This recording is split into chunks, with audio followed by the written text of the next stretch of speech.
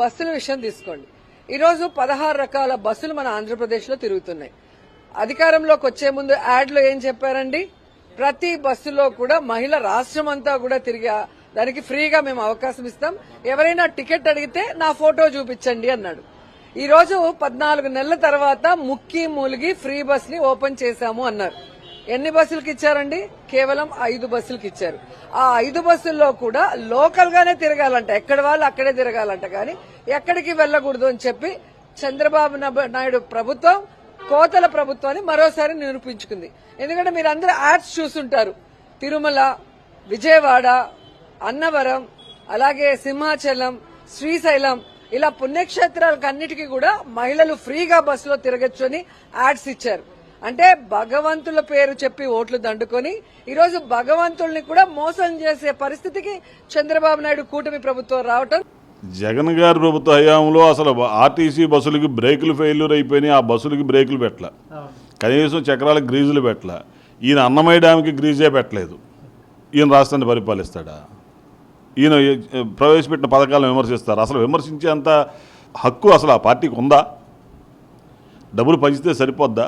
అప్పులు చేసి డబ్బులు పంచాడు ఈయన సంపాదించి డబ్బులు పంచాడా? రాష్ట్రానికి ఆదాయం సమకూర్చాడా? ఇవాళ చూడండి, రిజిస్ట్రేషన్ శాఖ ఆదాయం పెరిగింది, అన్ని శాఖలు కూడా ఆదాయాలు పెంచుకుంటూ వస్తున్నాయి. రాష్ట్రం పురోగతి చెందుతుంది. తద్వారా వచ్చిన ఫలాలన్నింటినీ పేద ప్రజలకు పంచడానికి ప్రభుత్వం నిర్ణయం తీసుకుంటుంది. అన్నప్రసన్న రోజే అవకాయ పెడతామా మనం? ఇవాళ 5 రకాల బస్సులు పెట్టారు. ఈ 5 రకాల బస్సులకి ఎంత డెన్సిటీ వస్తుంది? సరిపోతుందా, సరిపోవట్లేదా? చాలకపోతే ఏమైనా పెంచాలిస్తే ఇంకా ఏం చేయాలి అనేది పునఃపరిశీలన చేసుకుంటారు నిదానంగా. ఇవాళ ఇంట్రడ్యూసింగ్లో ఈ 5 రకాల బస్సులు పెట్టారు. అది కూడా మీరు ప్రయాణం చేయగలిగితే, ఇప్పుడు ఈ మహిళా నాయకురాళ్ళు ఎవరైతే విమర్శిస్తున్నారో ఈ పథకాన్ని, వాళ్ళు ఒకసారి ప్రాక్టికల్గా బయలుదేరి వెళ్ళమనండి. రోజుకు 270 కిలోమీటర్లు వెళ్ళిన తర్వాత బస్సు మారితే సరిపోద్ది. మళ్ళీ ఇంకో బస్సు ఎక్కి మళ్ళీ వెళ్ళొచ్చు. మీరు రోజుకి 400-500 కిలోమీటర్ల మించి ఎవరు ప్రయాణం, మీకు ఏదైనా కాలకృత్యాలో లేకపోతే ఆహారపు అలవాట్లో లేకపోతే ఇటువంటి ఏమైనా ఉంటే అవి తీర్చుకున్నాక మళ్ళీ ఇంకో బస్సు ఎక్కితే మళ్ళీ మీరు ప్రయాణం చేయొచ్చు. రాష్ట్ర వ్యాప్తంగా ఏ ప్రాంతానికి వెళ్ళాలన్నా కానీ అటువంటి సౌలభ్యాలను ఉపయోగించుకుంటూ ప్రయాణం చేయొచ్చు. వీటన్నిటికంటే కూడా ప్రధానంగా ఇది డైలీ చిన్నపాటి ఉద్యోగాలు చేసుకునే వాళ్ళకి, చదువుకునే విద్యార్థినులకు ఉపయోగకరంగా ప్రస్తుతం అయితే ఇంట్రడ్యూస్ జరిగింది. దీంట్లో లోటుపాట్లు ఏమైనా ఉంటే వీటి మీద పునరాలోచించి ఈ పథకాన్ని ఇప్పుడు ఎలా అయితే ప్రవేశపెట్టారో ఈ పథకంలో మార్పులు చేర్పులు కూడా తీసుకునే దిశగా ప్రభుత్వం చర్యలు తీసుకుంటుంది తప్ప, వీళ్ళు అనుకున్నట్టు ఇక్కడికే కన్ఫైను, ఈ 5 బస్సులే పెడతాం, ఇదే కన్ఫైను, మేము చెప్పింది ఇదే అనే చంద్రబాబు గారు దాన్ని అక్కడ క్లోజ్ చేయలేదుగా ఇష్యూని. భవిష్యత్తులో అవసరాలను బట్టి దాన్ని బట్టి కళ్యాణ్ గారు, ఆయన, లోకేష్ బాబు గారు ముగ్గురు కూర్చొని ఒక నిర్ణయం తీసుకొని దాన్ని ఇంకా ముందుకు తీసుకెళ్తే ఎంతవరకు బాగుంటుంది, ఎలా అయితే బాగుంటుంది. ఇప్పుడు దగ్గర 2,000 కోట్ల రూపాయల బడ్జెట్ దీనికి కేటాయించడం జరుగుతుంది.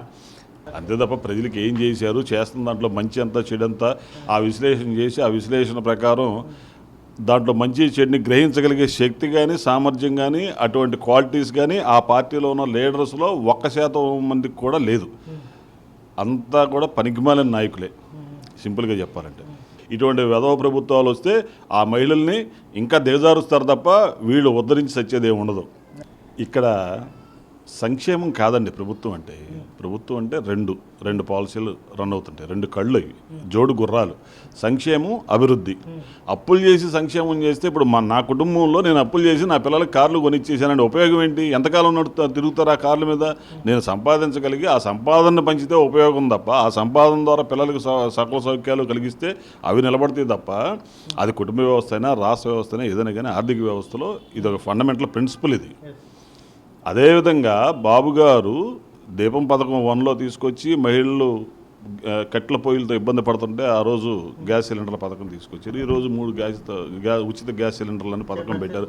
సూపర్ 6 పెట్టారు. సూపర్ 6లో ఏమైతే చెప్పారో ఆ సూపర్ 6ని అమలు చేస్తున్నారు.